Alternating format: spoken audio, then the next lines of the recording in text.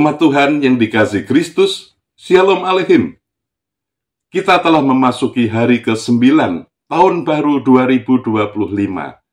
Saat ini kita merenungkan firman Tuhan yang berjudul Jika dirimu dipimpin oleh Roh, dengan dasar dari surat Galatia pasal 5 ayat 18, 22 dan 23 yang demikian. Namun jikalau kamu memberi dirimu dipimpin oleh Roh, kamu tidak hidup di bawah hukum Taurat. Namun buah Roh ialah kasih, sukacita, damai sejahtera, kesabaran, kemurahan, kebaikan, kesetiaan, kelemah lembutan, dan penguasaan diri. Demikianlah firman Tuhan. Yang berbahagia ialah setiap orang yang mendengarkan firman Tuhan dan yang melakukannya. Tahukah saudara bahwa betapa pentingnya hidup kita di dalam Tuhan? Mengapa saudara? Karena orang yang hidup di dalam Tuhan pasti dipimpin oleh Roh Allah. Dan orang yang dipimpin oleh Roh Allah pasti menghasilkan buah yang baik dalam kehidupannya. Dalam Galatia 5 ayat 22 dan 23, Rasul Paulus menuliskan bahwa buah Roh adalah kasih, sukacita, damai sejahtera, kesabaran, kemurahan, kebaikan, kesetiaan, kelemah lembutan, dan penguasaan diri. Inilah hasil dari hidup yang dipimpin oleh Roh Allah. Jika kita sungguh-sungguh tinggal di dalam Tuhan, buah Roh Kudus ini akan terus tumbuh dalam hidup kita. Dan itulah yang akan menolong kita menjalani tahun baru dengan penuh berkat. Perhatikanlah hal-hal ini. Pertama, kasih dan sukacita menjadi fondasi dalam menjalani tahun baru. Kasih adalah dasar dari segala perbuatan baik. Kasih yang sejati datang dari Tuhan dan memampukan kita untuk saling mengasihi. Dan kita boleh mengasihi sesama. bahkan mengasihi orang yang memusuhi kita. Sukacita yang berasal dari Roh Kudus bukanlah sekedar kebahagiaan sementara, tetapi sukacita yang melampaui keadaan. Tahun baru akan penuh berkat jika kita berjalan dengan kasih dan sukacita dalam hati. Kedua, damai sejahtera dan kesabaran membuat kita menghadapi tahun baru dengan tenang. Damai sejahtera akan memampukan kita untuk tetap tenang dan kuat meskipun berada dalam badai kehidupan. Kesabaran menolong kita untuk menanti waktu Tuhan dan tidak mudah menyerah. Mari kita belajar untuk bersabar terhadap orang lain dan terhadap proses yang sedang Tuhan kerjakan dalam hidup kita. Karena waktu Tuhan pasti yang terbaik. Ketiga, kemurahan dan kebaikan mendorong kita menjadi saluran berkat. Tahun baru adalah kesempatan untuk menjadi terang dan garam bagi dunia.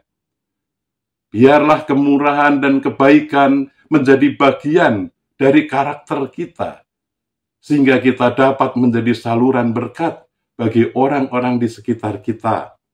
Melalui perbuatan baik yang kita lakukan, orang lain akan merasakan kasih Tuhan. Keempat, kesetiaan dan kelemah lembutan memampukan kita bertekun.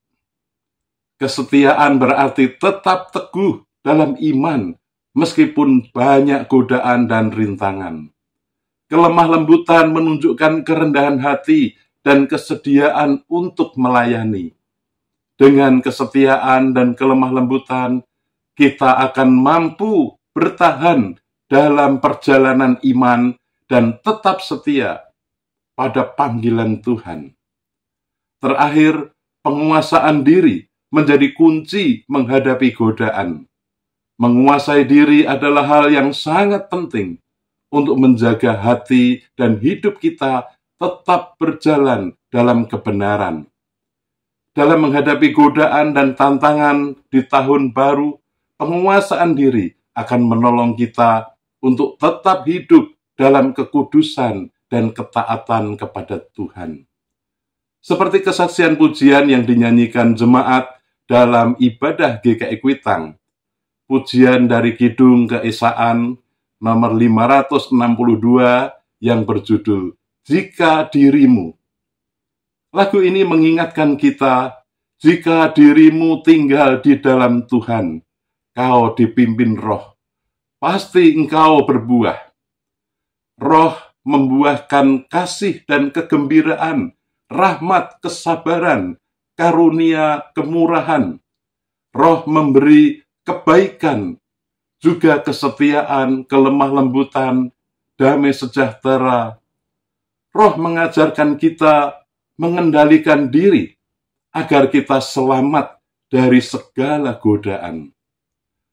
Pertanyaan untuk kita semua, bagaimana kita dapat hidup dalam Tuhan dan dipimpin Roh Kudus? Serahkanlah hidup saudara kepada Tuhan.